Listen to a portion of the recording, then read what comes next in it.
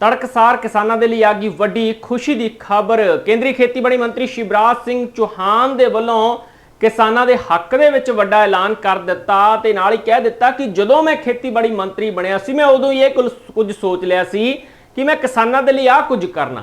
तां अज जदों खेतीबाड़ी मंत्री बने सी उदों सोचिया सी जो अज ओह किसानों के सामने रख दिता। तां हुण किसान जिहड़े ने खुशी दे विच झूमण जरूर लग जाणगे। किसानों के चेहरिਆਂ की रौनक जरूर खिड़ जाएगी आ जाएगी। किसानों के चेहरिਆਂ ਦੇ ਉੱਤੇ किसानों के चेहरे फुल्लां दे वांग खिड़ जाणगे। केंद्रीय खेतीबाड़ी मंत्री दे वल्लों जो कुछ कहा गया एक बार तुहानूं उन्हां दी जुबानी भी सुना। राज्य का कृषि विभाग, केंद्र का कृषि विभाग,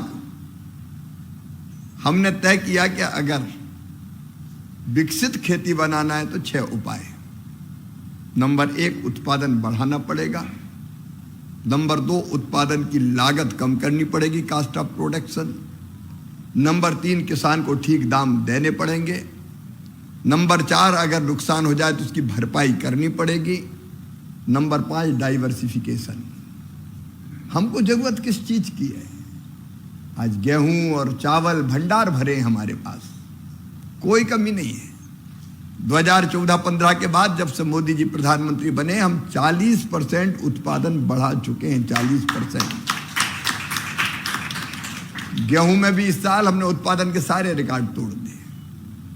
चावल में आज ऑल टाइम हाई प्रोडक्शन हमारा है। मक्का हो, सोयाबीन हो, मूंगफली हो, जबरदस्त पैदावार। लेकिन हमारी जरूरत क्या है? हम दाल कम पैदा कर पा रहे हैं, हम ऑयल सीड्स तिलहन कम पैदा कर पा रहे हैं। और दूसरी बात, खेती ऐसी हो गई कि एक ही फसल बार बार बोते रहो तो जमीन की जो उर्वरक क्षमता है, फर्टिलिटी, वो भी कम हो रही है। वायरस के अटैक भी बढ़ रहे हैं। इसलिए डाइवर्सिफिकेशन जरूरी है, विविधीकरण कृषि का।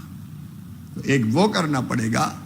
और छठवां, हमको ये भी सोचना पड़ेगा कि ये धरती केवल हमारे लिए नहीं है, इस पे आने वाली पीढ़ियों का भी अधिकार है। ऐसा मत कर जाना कि भविष्य की पीढ़ियों को ये धरती अन्न देने से ही मना कर दे। केमिकल, फर्टिलाइजर, अनियंत्रित अत्यधिक प्रयोग मिट्टी के सॉइल हेल्थ को खराब कर रहे हैं। और इसलिए हमको नेचुरल फार्मिंग जैसी चीजों की तरफ भी विचार करना पड़ेगा। और इन सब चीजों को लेके हमने तय किया विकसित कृषि संकल्प अभियान। ये 29 फरवरी 29 फरवरी से 12 जून तक चलेगा। मैं रोज इसी काम में लगा हूं। आप मुझे अगर खोजते होंगे तो मैं खेतों में मिलता हूं आजकल। वो तो आज कैबिनेट और मिनिस्टर ऑफ काउंसिल्स की मीटिंग और आपकी मीटिंग थी, इसलिए हम आ गए। नहीं तो दिल्ली में दिल लगता नहीं है, खेतों में दिल लगता है। जब से कृषि मंत्री बना हूं, रोम रोम में खेती है और हर सांस में किसान है। मैं खेती जीने की कोशिश कर रहा हूं, ग्रामीण विकास के काम में लगा। और इसलिए मैंने कहा सब चलो भाई, एक राष्ट्र, एक कृषि और एक टीम, 1 नेशन 1 एग्रीकल्चर 1 टीम, मिल के साथ चले। वैज्ञानिक किसान इकट्ठे होकर बात करते हैं और कई ऐसी चीजें पता चलती कि आश्चर्य होता है, बिना खेतों में जाए पता नहीं चलता। हम मेरठ गए तो वहां गन्ने में एक रोग लग गया, जो कोई 232 ऐसी कोई एक वैरायटी है उसमें। अब उसमें जो वायरस होता है वो स्टेम को छेद के अंदर घुस जाता है और किसान बाहर स्प्रे करता रहता है। वो मरते नहीं, 1 बार 2 बार 15-15 स्प्रे कर रहे हैं। सही जानकारी नहीं। अब ये कौन देगा? ये वैज्ञानिक देंगे।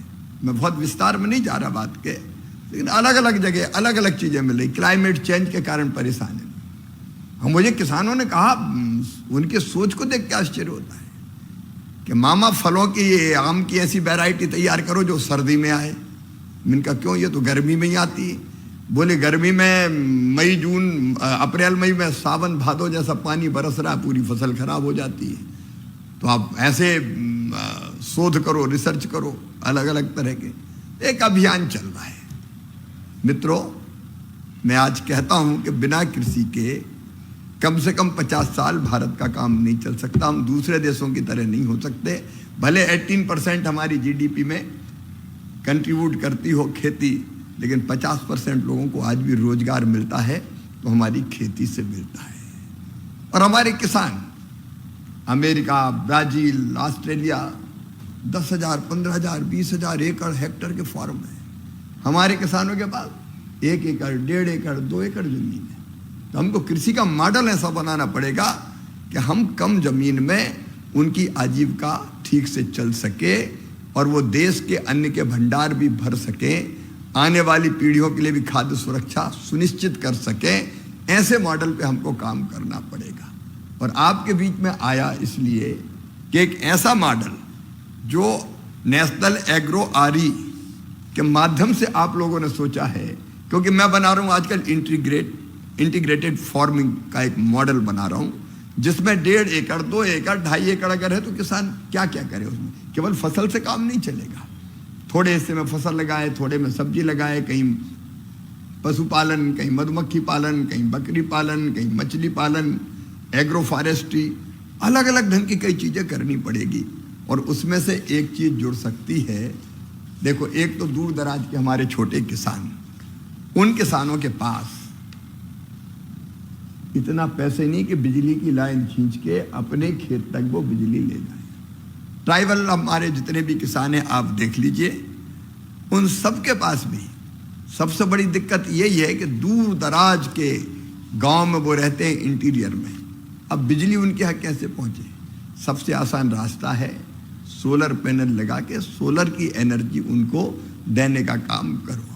बहुत आसान रास्ता। जितना खर्चा आता है ट्रांसफार्मर रखने में, लाइन बिछाने में, फिर लाइन लॉस और 17 तरह की दूसरी चीजें, हम आसानी से उनको ये सोलर की बिजली दे सकते हैं।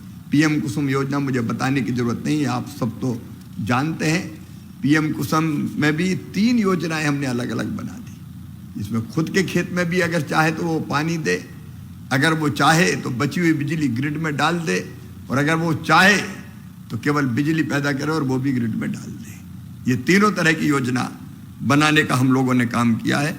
लेकिन आप लोग जो काम कर रहे हैं, खेती और बिजली का उत्पादन दोनों एक साथ, अब छोटे छोटे फार्म है हमारे, अगर ये मॉडल हम ढंग से सफल करके बना सकते हैं कि ऊपर सोलर पैनल लगी हो और नीचे वो खेती कर रहा हो, तो आम के आम और गुठलियों के दाम, दोनों काम हमारे हो जाएंगे।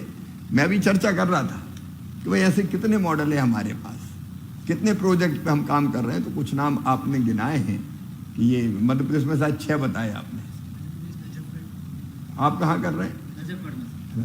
तो ये मॉडल हमको किसानों को बताना पड़ेगा कि सफल मॉडल है, एक बात। दूसरी बात यह कि इसके लिए पैसे, अगर नीचे ऊपर सोलर पैनल लगाना है